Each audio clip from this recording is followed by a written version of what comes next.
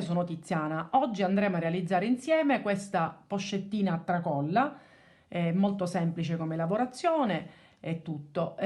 Tutti i materiali che ho utilizzato li ho acquistati da Tutti a Mano Luisa, soprattutto vi volevo far notare questo bellissimo coda di topo setata che come vedete ha una resa veramente molto bella, per cui non resta altro che iniziare il nostro tutorial.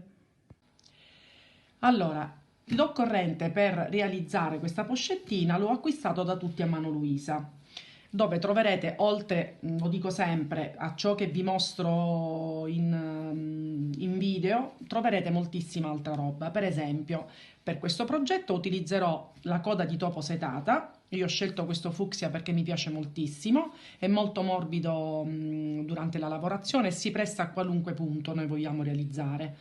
Di questo io ne utilizzerò due rocche e siamo circa 400 grammi.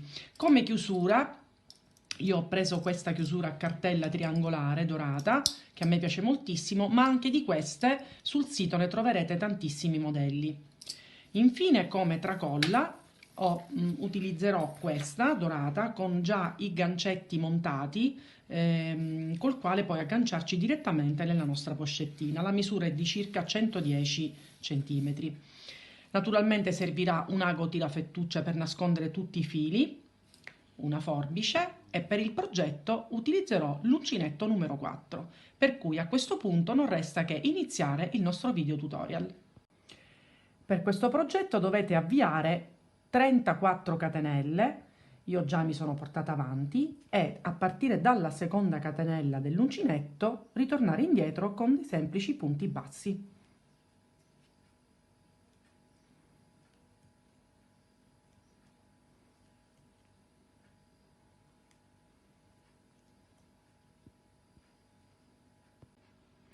Eccoci arrivati alla fine della prima riga.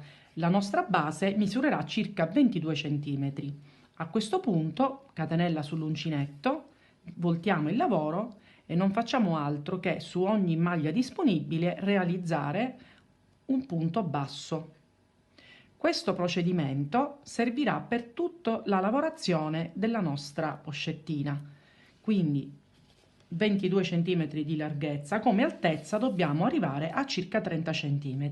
Fatto ciò, faremo insieme la lavorazione della patellina con le varie diminuzioni, per cui ci vediamo non appena raggiungiamo l'altezza desiderata. Eccoci arrivati alla fine della lavorazione del nostro pannello. Allora, l'altezza che ho raggiunto è 35 cm e 23 la larghezza. Allora, io ovviamente per me questa è la misura, almeno questa misura a me mi soddisfa tanto e quindi mi sono fermata a 35 cm. Ovviamente voi la potete fare più stretta, più lunga, cioè è chiaro che poi ognuno la può personalizzare. A questo punto, per creare la nostra patellina di chiusura dove poi andremo ad applicare la chiusura a cartella, dobbiamo fare questo. Fatta sempre la nostra catenella, giriamo il lavoro e iniziamo il giro di diminuzioni, ovvero anziché iniziare col punto basso immediatamente nel punto che c'è qui sotto, questo lo saltiamo e andiamo in quello successivo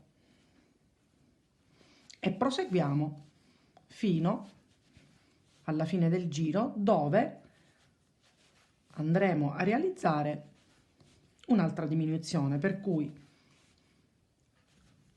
ci vediamo alla fine del giro. Allora, eccoci arrivati a fine giro. Allora, qui dovremmo noi realizzare gli ultimi due punti bassi, ma siccome dobbiamo fare un'altra diminuzione di giro, cosa facciamo? Entriamo, prendiamo il filo, anziché chiuderlo, cioè riprendere il filo e chiudere il punto basso, puntiamo anche su quello successivo, prendiamo il filo, lo usciamo e chiudiamo entrambi, tutti insieme. Ed ecco realizzata un'altra diminuzione, per cui saranno due, una all'inizio e una a fine giro. A questo punto facciamo la nostra solita catenella, giriamo il lavoro e di nuovo, non nel primo ma nel secondo, andiamo a lavorare il punto basso, facciamo tutti i nostri punti bassi e alla fine, anziché puntare cioè fare tutti i punti bassi, l'ultimo lo lavoriamo come abbiamo fatto prima. E adesso io ve lo mostro per la seconda volta.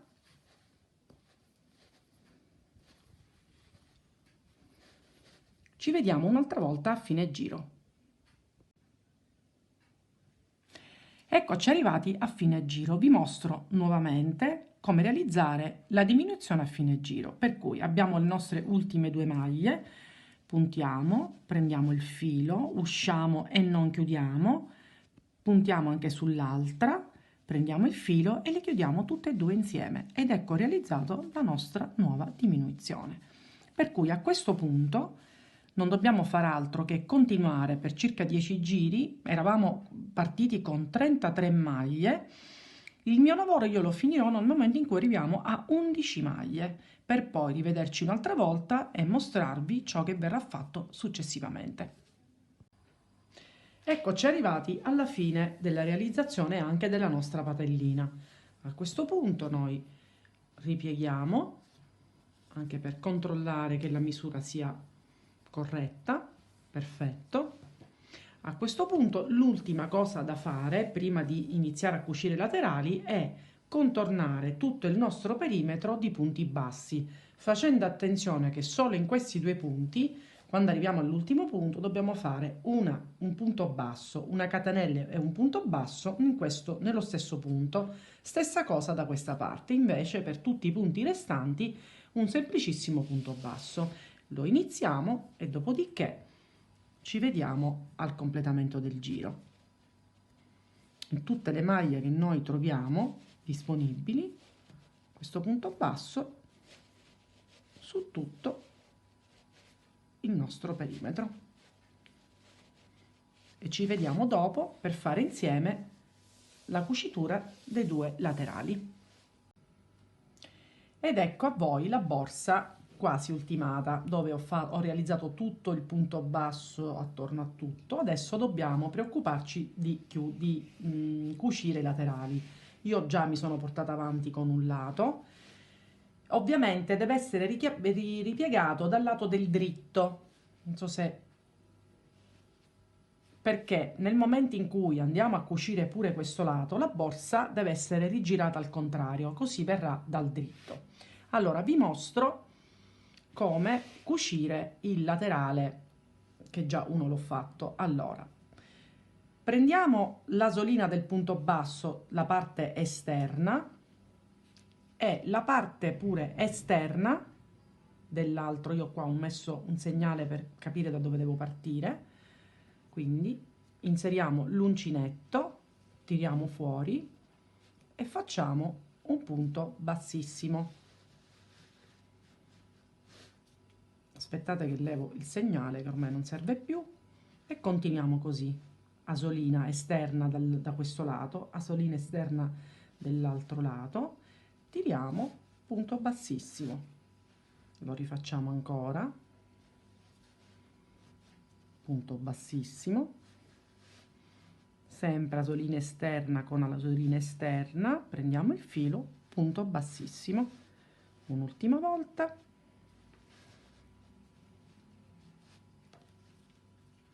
E ci rivediamo alla fine. Ed ecco a voi la borsa cucita dai lati. Io ho messo un po' di carta per creargli spessore. Eccola qui, ho già inserito la nostra tracollina. Io la metto sempre qui dove c'è la cucitura. E adesso invece inseriamo, anche se molti di voi sicuramente sapranno come viene applicata questo tipo di chiusura, ma in questo momento lo facciamo insieme. Allora prendiamo il centro della nostra patellina, che più o meno sta qui.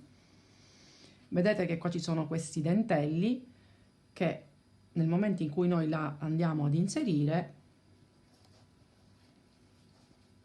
e la stringiamo, magari poi vi aiutate con una pinza, però magari mettendo un po' di stoffa per evitare che si graffia.